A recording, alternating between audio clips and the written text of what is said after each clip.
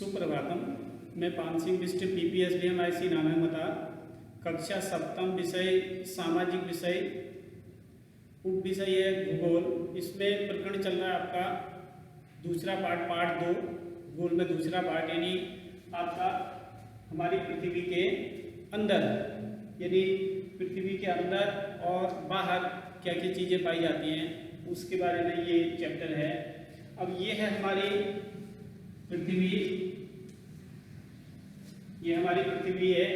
अब इसमें इसके अब 1/3 भाग पे जो है जल, अब ये पूरा जल वाला भाग है आपका, इसमें जल है यानी समुद्र महासागर और ये चीज़ें हैं 1/3 भाग पर, और यानी 1/4 भाग पे आपका जो स्थल मंडल है वो है। अब हमारी जो पृथ्वी है, अब पृथ्वी भी एक क्या है, ग्रह है। पृथ्वी एक ग्रह है। अब ये क्या करता है, एक गतिशील ग्रह है। पृथ्वी एक गतिशील ग्रह है। इसके अंदर और बाहर, इसके अंदर और बाहर क्या होता है, निरंतर परिवर्तन होता रहता है हमारी पृथ्वी के अंदर। तो इसमें इसकी 3 प्रकार की परतें हैं। अब सबसे ऊपरी परत ये पतली परत होती है, इसको परपटी के नाम से जाना जाता है। और पृथ्वी के जो भाग हैं वो 3 प्रकार के भाग हैं। ये सबसे बाहरी जो भाग होता है, ऊपर का भाग, ये परपटी यानी ऊपरी परत सबसे पतली परत होती है जिसमें स्थलमंडल आपका पाया जाता है। अब ये बनी होती है आपकी सिलिका और मैग्नीशियम। सिलिका ये जो खनिज है और मैग्नीशियम, ये 2 प्रकार की धातुएं होती हैं। इनको मिलने से ये आपकी ऊपरी परत बनती है जिसको सीमे के नाम से भी जाना जाता है। तो ये है आपकी सबसे ऊपरी परत। उसके बाद बीच का जो मध्य भाग है ये कहलाता है आपका मेटल। मध्य भाग आपका मेटल कहलाता है। ये लगभग 2900 किलोमीटर की गहराई तक ये मध्य भाग पाया जाता है। इसकी जो गहराई है ये इसका मध्य भाग है। उसके बाद नंबर 3 पे आता है आपका जो तीसरा भाग है वो कहलाता है क्रोड, यानी क्रोड ये निकिल और फेरस, ये 2 प्रकार की धातुएं होती हैं, खनिज होते हैं। इनसे ये बना होता है जिसको नीपे के नाम से भी इसको जानते हैं। ये पृथ्वी का आंतरिक भाग है।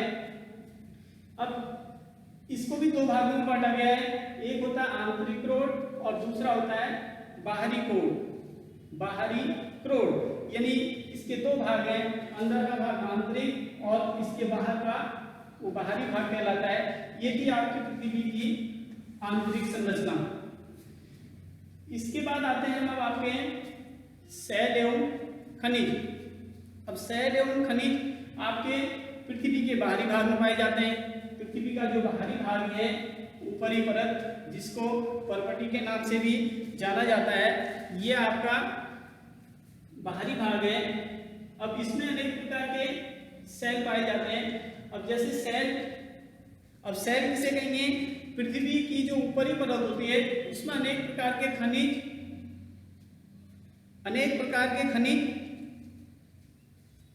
जो बने होते हैं वो शैल कहलाते हैं। अब खनिज पदार्थ है प्राकृतिक पिंड, खनिज जो पदार्थ होते हैं वो प्राकृतिक पिंड है, उस शैल में परिवर्तित हो जाते हैं तो उसे शैल कहते हैं। यानी शैल 3 प्रकार की होती हैं, जैसे आग्नेय शैल,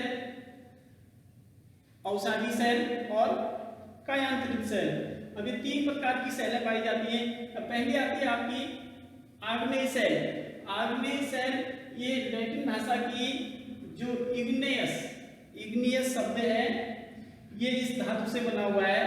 इग्नियस का अर्थ होता है अग्नि यानी ज्वाला। अब जो आग्नेय शैल है वो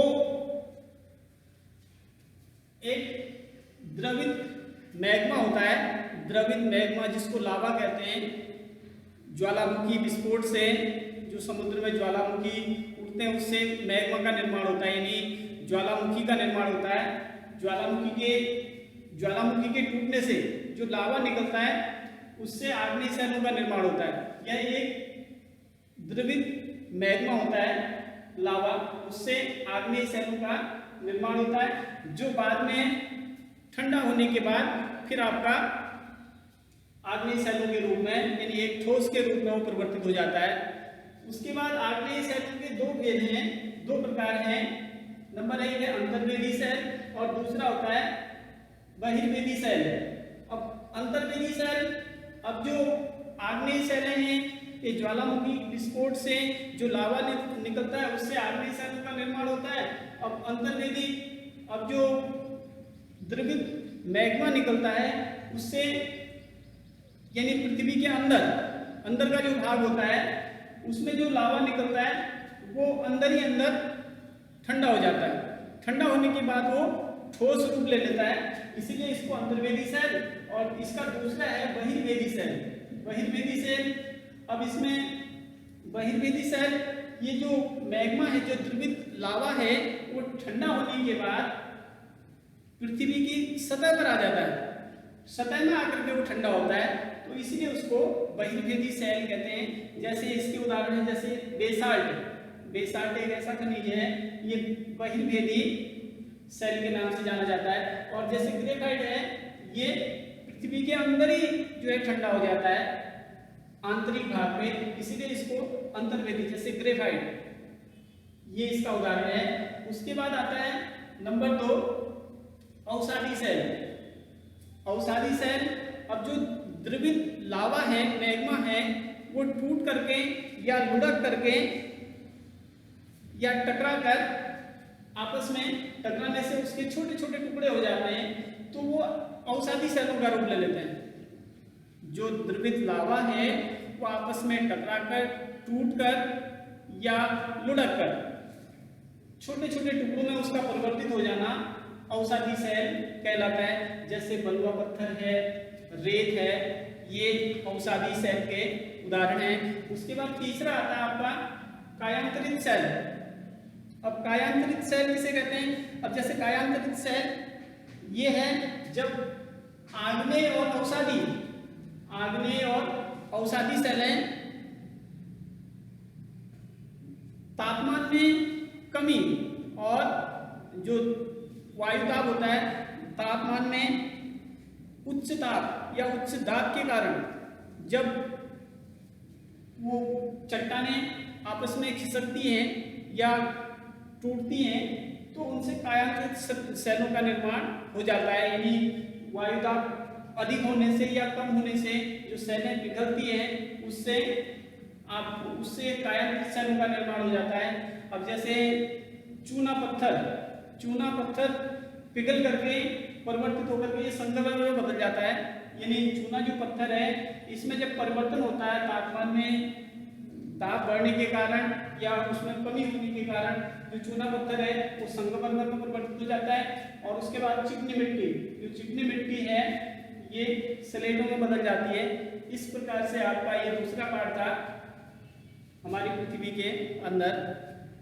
से फिर कल कराएंगे।